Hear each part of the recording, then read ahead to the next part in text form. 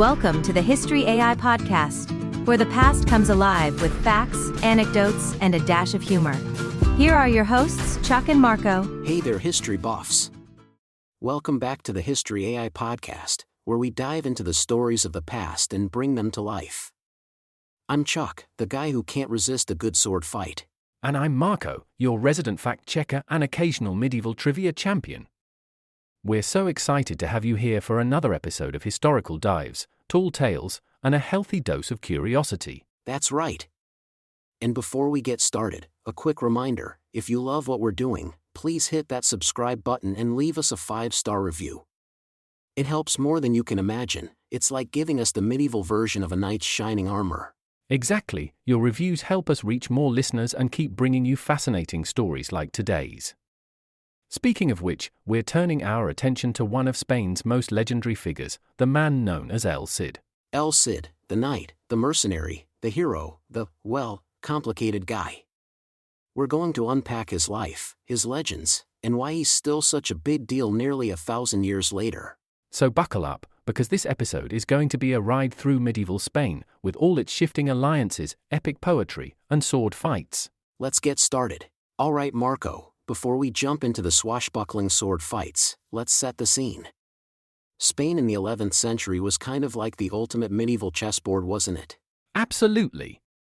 Imagine a patchwork of kingdoms, Christian realms in the north and Muslim taifas in the south, all vying for power. Alliances shifted faster than a knight changing horses. And smack in the middle of all this chaos was Rodrigo Díaz de Vivar, later known as El Cid. Born around 1043 in the town of Vivar near Burgos, he grew up in a time of constant conflict, intrigue, and opportunity. Now Chuck, here's the thing, Rodrigo was the son of a minor noble, not exactly top-tier royalty, but he had the right connections to make his way into King Sancho II's court as a knight and military commander. Right, and let's not forget, Sancho II was the eldest son of King Ferdinand I of Leon and Castile.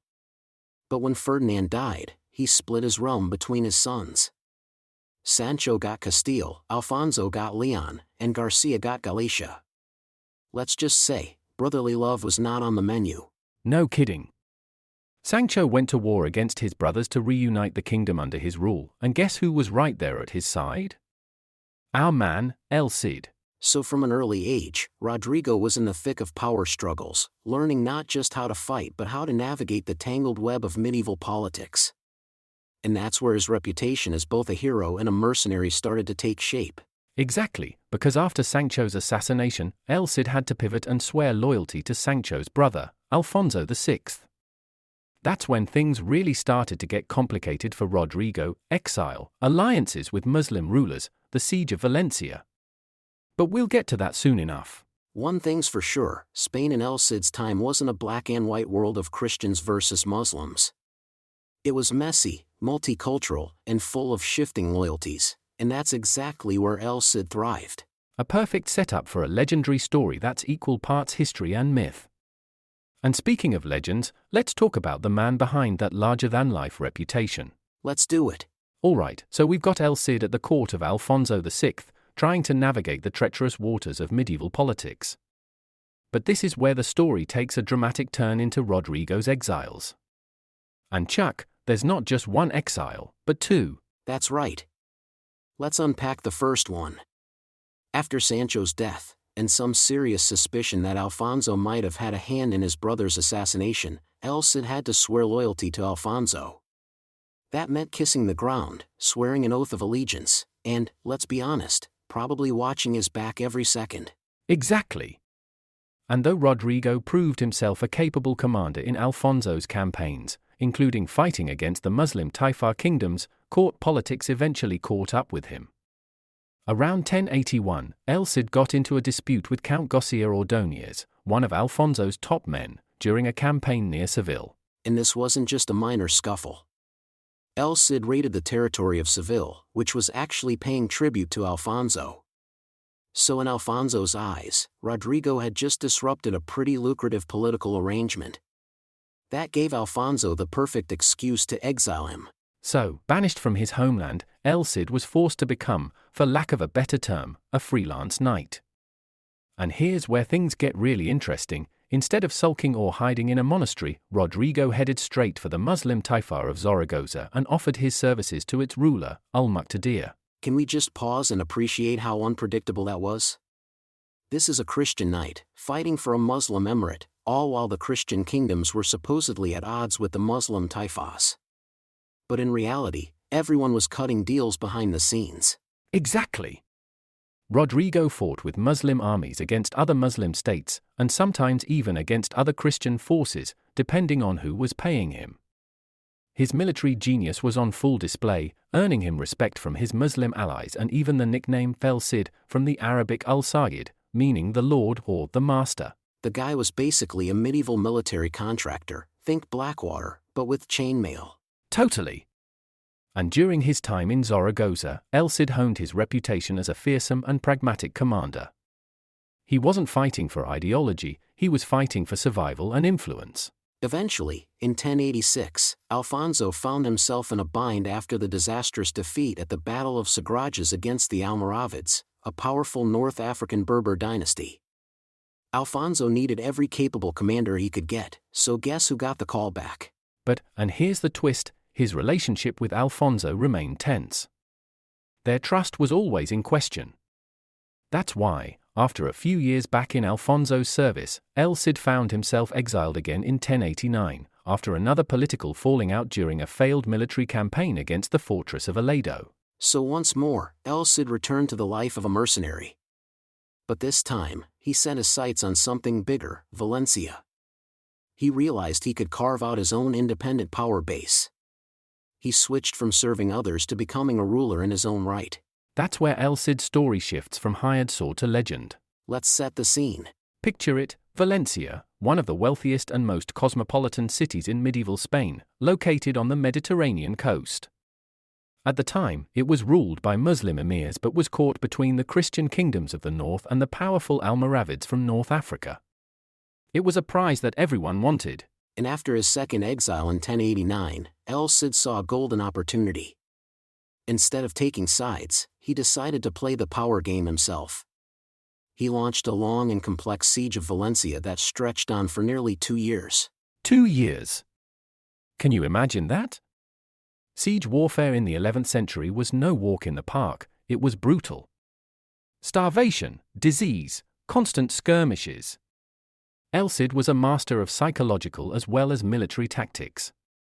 He cut off Valencia's supply lines, isolated it from potential allies, and used a combination of negotiation and intimidation to wear down the defenders.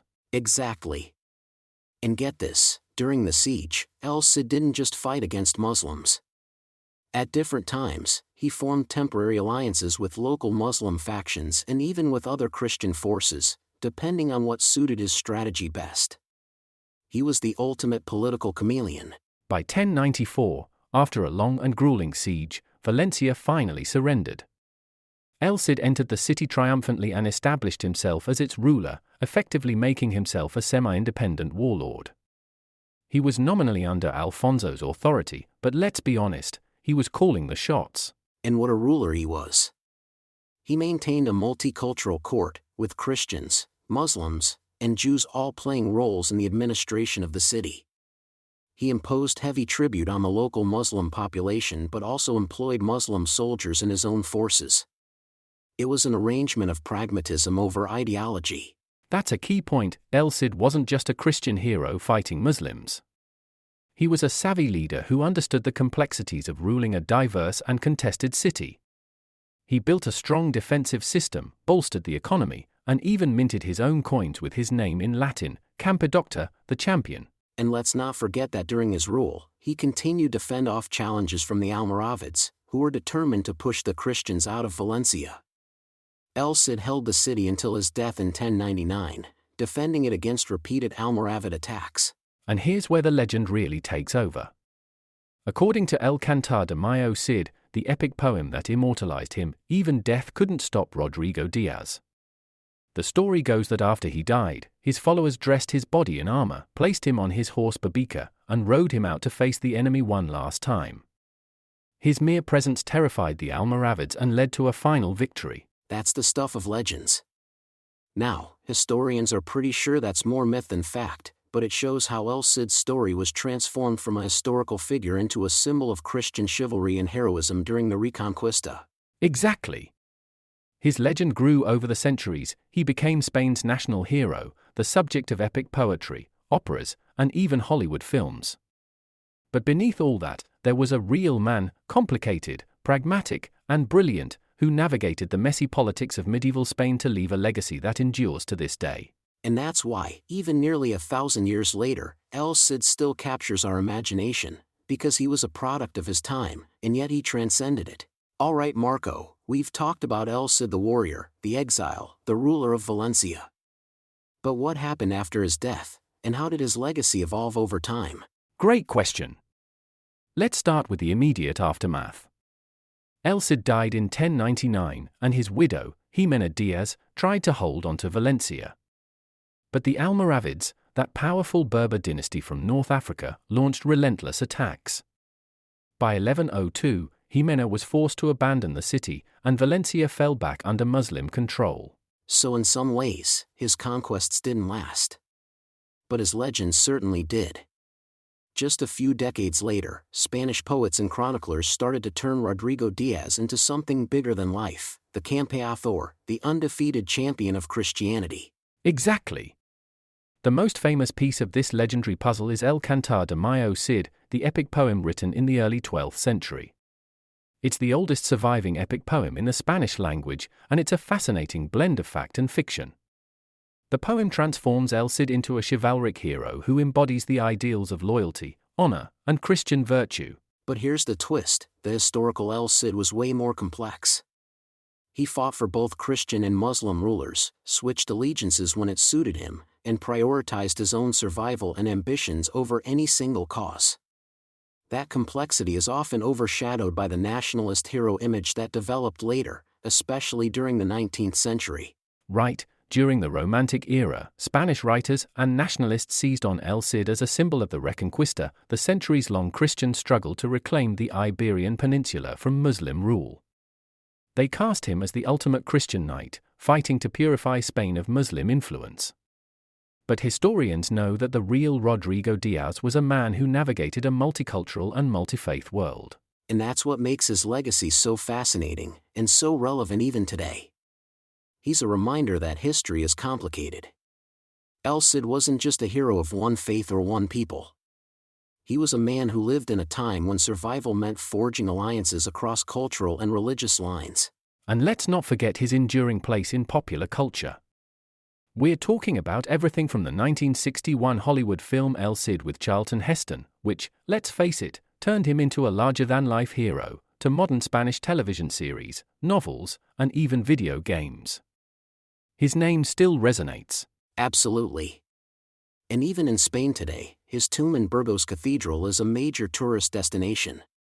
People leave flowers, letters, and tokens of respect, almost like a medieval rock star's shrine. And that's why his legacy matters. He's more than just a figure of the past, he's a touchstone for questions of identity, politics, and culture that are still being debated in Spain and beyond. That's right. El Cid's story invites us to see the past as a place of complexity, where no hero is perfect and every legend is a tapestry of fact and fiction. So Marco, what's your biggest takeaway about El Cid? For me, it's that El Cid's life defies easy categorization. He wasn't just a Christian hero fighting Muslims, nor just a self-interested mercenary. He was a man navigating a world where alliances changed constantly and survival depended on adaptability. Couldn't agree more. He's a reminder that history is rarely black and white, it's full of gray areas and complicated choices. And that's why El Cid's legend has endured for nearly 1,000 years. Well, that's all the time we have for today. Thanks so much for joining us on the History AI podcast. If you enjoyed this episode, please leave us a 5-star review. It really helps the podcast grow. And don't forget to subscribe and share the show with your fellow history buffs. We also want to hear from you. Send us your topic suggestions on social media. Who knows? Your idea might be featured in a future episode. And we've got brand new merch available. Check the link in the show notes to grab yours. Remember, all our episodes are evergreen, so you can enjoy them anytime. Until next time, I'm Chuck. And I'm Marco. Thanks for listening to the History AI podcast.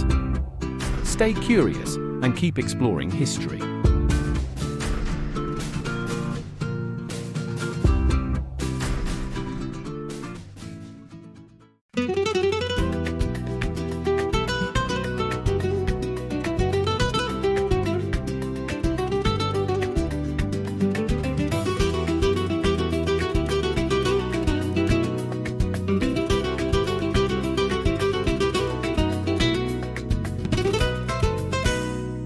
In the land of Castile, a child was born, son of noble blood, to the fields he was sworn. With his sword in hand, he pledged his trust, but envy and betrayal shattered that bond of dust. Oh, Cid can be adored, your sword sang of glory and of war. Oh, Cid can be adored, from Christian to Moor, your name they all wore. Exiled to lands both near and far, among kings and emirs you played your cards. For gold and for land you changed your tides, yet your brave soul could not be denied. Oh, Cid can be adored, Valencia bowed to your iron core. Oh, Cid can be adored, in the darkest night your legend soared. They say in death you still rode forth, with the moon as witness your foes felt remorse. No tomb could hold your fearsome stride, your legend lives on, eternal night. Oh, Cid can be adored, on bare beaker's back you claimed the floor. Oh, Cid can be adored, between myth and history your shadow roars. Rodrigo of Vivar, knight of destiny, your story's both a song and a plea. From Burgos to Valencia, from peace to war, El Cid rides in the soul of Spain ever.